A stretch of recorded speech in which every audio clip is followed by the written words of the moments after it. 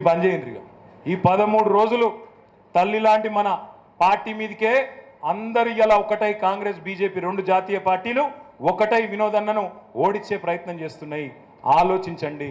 చివరికి నేను ఒకటే ఒక మాట చెప్పి ముగిస్తా. కొంతమంది అంటున్నారు గల్లీలో కాంగ్రెస్ ఉన్నది, ఢిల్లీలో ప్రస్తుతం బీజేపీ ఉన్నది, మీకు ఎందుకు వేయాలి ఓటు అంటున్నారు. ఎందుకు వేయాలన్నా నేను ఒక 4 కారణాలు చెప్తా. ఇంకా చెప్పమంటే ఇంకో 40 చెప్తా, కానీ ఒక 4 కారణాలు చెప్తా, మనసుకు ఎక్కించుకోండి. మొదటిది, ఈ జూన్ 2 నాడు తెలంగాణ ఆవిర్భావ దినోత్సవం సరిగ్గా 10 ఏళ్ళు నుండి 11వ ఏటికి మనం అడుగు పెడతాం. ఈ 10 ఏళ్ల వరకే పునర్విభజన చట్టం ప్రకారం, ఆంధ్రప్రదేశ్ పునర్విభజన చట్టం ప్రకారం హైదరాబాద్ ఉమ్మడి రాజధాని.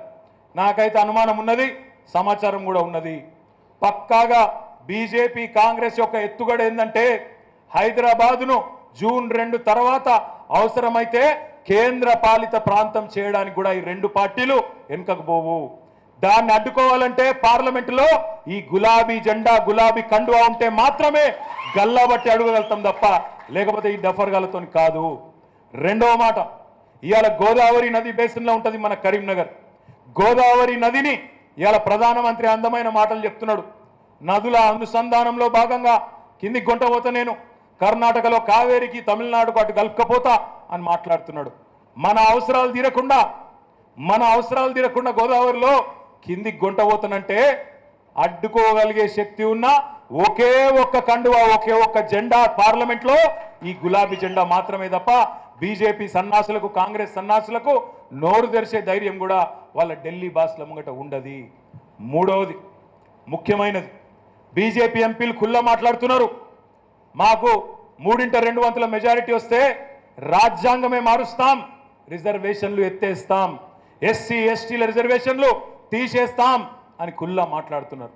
అందుకే ఎందుకు ఉండాలి గులాబీ కండువా పార్లమెంట్లో అంటే అగో రిజర్వేషన్లు రద్దు చేస్తానంటున్న సన్నాసుల నోర్లు మూపేతందుకు గల్లవట్టి అట్టట్ల చేస్తావురా అని అడిగేతందుకే ఈ గులాబీ కండువా పార్లమెంట్లో ఉండాలి. ఇంకా చెప్పుకుంటూ పోతే చాలా ఉన్నాయి. నేను మీ అందరినీ కోరేది ఒకటే, ఎందుకు ఉండాలి పార్లమెంట్లో అంటే గిందుకు ఉండాలి, చదువుకున్నోడు ఉండాలి, మాట్లాడగలిగిన వాళ్ళు ఉండాలి, భాష రానోడు. మీరు చూడండి, మీ ఎంపీ గారు ఇప్పుడు ఉన్నాయన, ఆయనకు పాపం ఇక్కడనే తిరుగుతుంటాడు. ఇక్కడ అంటే పోనీ ఇక్కడన్నా పోనీ మున్సిపల్ మీటింగ్కి రాడు, జెడ్పీ మీటింగ్కు రాడు, మండల మీటింగ్కు రాడు, యాడికి రాడు. పోనీ పార్లమెంట్ కన్నా పోతున్నా అంటే ఆడికి కూడా పోడు. ఆయన బాధ నేను అర్థం చేసుకోగలుగుతా. ఆయనకు నా ఇంగ్లీష్ రాదు, నా హిందీ రాదు. ఆడ పోతే ఏం మాట్లాడాలి పాపం, ఆయనకి ఏం భాష రాదు. పోనీ భాష నేర్చుకోవచ్చు, భాష కూడా తప్పేం కాదు, కానీ విషయం తెలియదు. ఆయనకు సబ్జెక్ట్ లేదు, విషయం తెలియదు. పోనీ ఆయనకు తెలియదన్న సంగతి కూడా పాపం ఆయనకు తెలియదు. ఏం చేయాలి మరి? ఆయన బాధ, ఆయన గోసస్ ఉంటుంది. ఆయనకు తెలిసిందల్లా ఒకటే, జై శ్రీరామ్. అది ఒకటే తెలుసు. జై శ్రీరామ్ అంటే నేను ఒకటే అంటున్నా, జై తెలంగాణ అందాం, జై భారత్ అందాం, జై శ్రీరామ్ అని కూడా అందాం, ఇబ్బంది ఏం లేదు. రాముడు అందరి వాడు, అందరి దేవుడు. రాముడు బీజేపీ ఎంపీ కాదు, బీజేపీ ఎమ్మెల్యే కాదు, బీజేపీ సభ్యుడు కాదు, కానీ శ్రీరాముడు మర్యాద రాముడు, అందరివాడు, రాజధర్మం గురించి చెప్పినవాడు. ఏం చెప్పిండు రాజధర్మంలో శ్రీరాముడు? ఎవరైనా సరే తన ధర్మాన్ని పాటించాలి, తనని ఏ పదవికైతే ఎంచుకున్నారో, ఏ బాధ్యతనైతే ఇచ్చినరో దాన్ని నెరవేర్చిన వాడే నిజంగా రాముడి బాటలు నడిచినట్టు. మరి 5 ఏళ్ళు నిన్ను ఎంపీ చేసింది గాలి తిరుగు, గాలి మాటలు మాట్లాడమనా?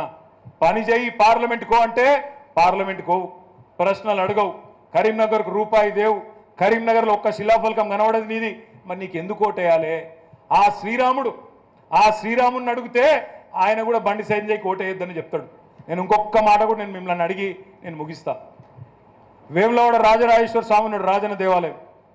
ఎప్పుడు పుట్టిండు రాజన్న? వేములవాడ రాజన్న ఎప్పుడు వచ్చిండు తెలుసా మీకు? తాతల తాతల ముత్తాతల ముత్తాతలు వందల వేల సంవత్సరాల కిందట. కొండగట్ట అంజన్న ఎప్పుడు వచ్చిండు? ఇల్లందకుంటల రామాలయం ఎప్పుడు వచ్చింది?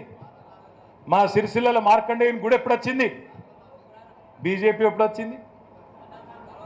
1980లో వచ్చింది. బీజేపీ 1980లో వచ్చింది. రేపు దబ్బనో 10 ఏళ్ళకు బీజేపీ వచ్చింది అనుకో ఏమైనా అవుతుందా దేవుళ్ళకు? ఏ దేవునికి ఏం కాదు. అయోధ్యలో రాముడు భద్రంగానే ఉంటాడు, యమలాడల రాజన్న భద్రంగానే ఉంటాడు, కొండగట్టుల అంజన్న మంచిగానే ఉంటాడు. ఇంకా సంతోషపడతారు.